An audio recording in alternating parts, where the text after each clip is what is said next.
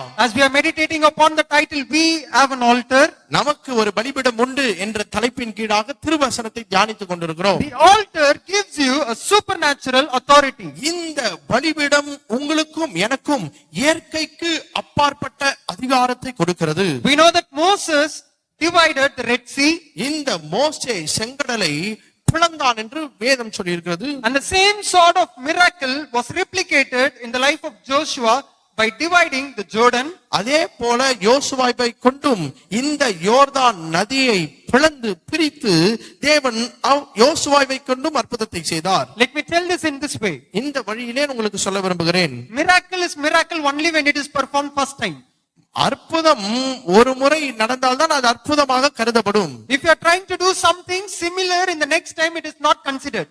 கடலை பிளந்தார், அது ஒரு பெருசா பார்த்திருப்பாங்க.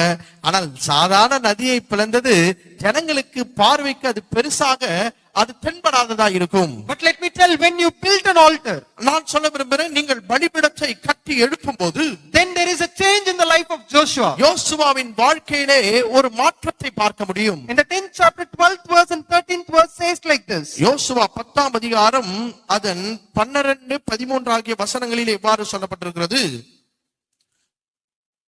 கர்த்தர் எமோரியரை இஸ்ரவேல் புத்திரருக்கு முன்பாக ஒப்பு கொடுக்கிற அந்நாளிலே யோசுவா கர்த்தரை நோக்கி பேசி, பின்பு இஸ்ரவேலின் கண்களுக்கு முன்பாக சூரியனே நீ கிபியோன் மேலும், சந்திரனே நீ அயலோன் பள்ளத்தாக்கின் மேலும் தரித்து நில்லுங்கள் என்றான். Hallelujah.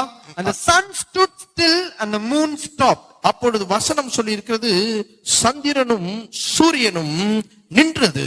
In the life of Jesus, இயேசுவின் வாழ்க்கையிலும் Jesus stood up and threatened the water to be calm. இந்த தண்ணீரை எழுந்திருந்து இறையாதே அமைதலாயிரு என்று தேவன் அதட்டினார். Even let me tell unto you, நான் உங்களுக்கு சொல்ல விரும்புகிறேன், or you keep on praying, நீங்கள் தொடர்ந்தேர்ச்சியாக ஜெபிக்கிறீர்களா? the problem is still behind me. தொடர்ந்தேர்ச்சியாக ஜெபிக்க என்னுடைய பிரச்சனையும் என்னை தொடர்ந்தேர்ச்சியாக துரத்தி கொண்டு வருகிறதே என்று நீங்கள் இருக்கிறீர்களா? Today as we are meditating on the altar, இன்றைக்கு நாம் பலிபீடத்தை தியானிக்கிற இந்த சமயத்திலே, whatever may be the bigger the problem you are facing, உங்கள் வாழ்க்கையிலே நீங்கள் பெரிதாக சந்திக்கிற பிரச்சனை என்னவா இருந்தாலும் சரி, speak unto the problem. இந்த பிரச்சனையை நோக்கி வாய் திறந்து பேசுங்கள். And it is going to obey unto your word. நீங்கள் பிரச்சனையை நோக்கி இறையாதே அமைதலாயிரு என்று அதட்டினால் அந்த பிரச்சனை உங்கள் சத்தத்திற்கு செவி கொடுக்கும். அது இறையாதபடி